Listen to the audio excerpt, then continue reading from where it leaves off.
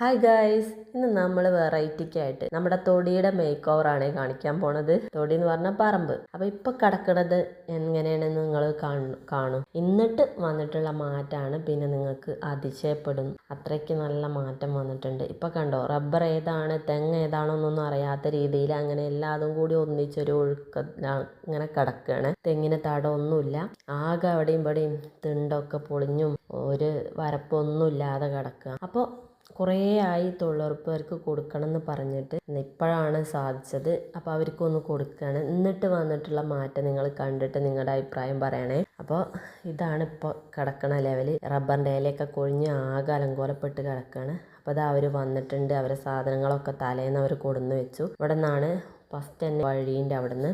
ഇതാണ് അവർ first day എടുത്തിട്ടുള്ളത്. പിന്നെ ഓരോ ദിവസമായിട്ട് കുറച്ച് പേരുണ്ട്, ചിലപ്പോൾ 5, 6 അങ്ങനെയൊക്കെ ആവുകൊണ്ട് കുറേ ദിവസം നീണ്ടു നിന്നിട്ടുണ്ട് നമ്മുടെ പണി.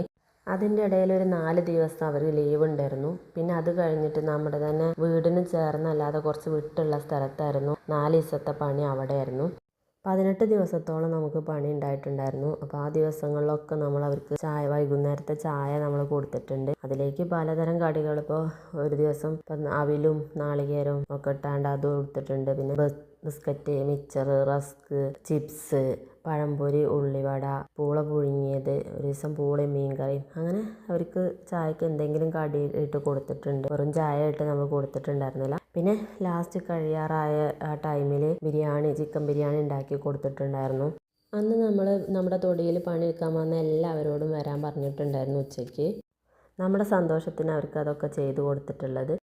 പിന്നെ നമ്മൾ വെള്ളം ഉള്ളതുകൊണ്ട് നല്ലോണം നനച്ചിട്ടുണ്ടായിരുന്നു. തീരെ ഇതില്ലാത്ത വളച്ചൊന്നും ഇതില്ലാതെ തറഞ്ഞു നിൽക്കുന്ന സ്ഥലമല്ലേ, അതുകൊണ്ട് നല്ല നനച്ച് കൊടുത്തിട്ടുണ്ടായിരുന്നു. അപ്പോൾ നന്നായിട്ട് തിണ്ടൊക്കെ നല്ല ഇതിൽ നിൽക്കുന്നുണ്ട്. ഇനി അതിൻ്റെയൊക്കെ മുകളിൽ ഷീറ്റോ ചാക്കോ അങ്ങനെയൊക്കെ എന്തെങ്കിലുമൊക്കെ വിരിക്കണം. ഇനി മഴ വന്നാൽ അതൊക്കെ ചിലപ്പോൾ പോവായിരിക്കും.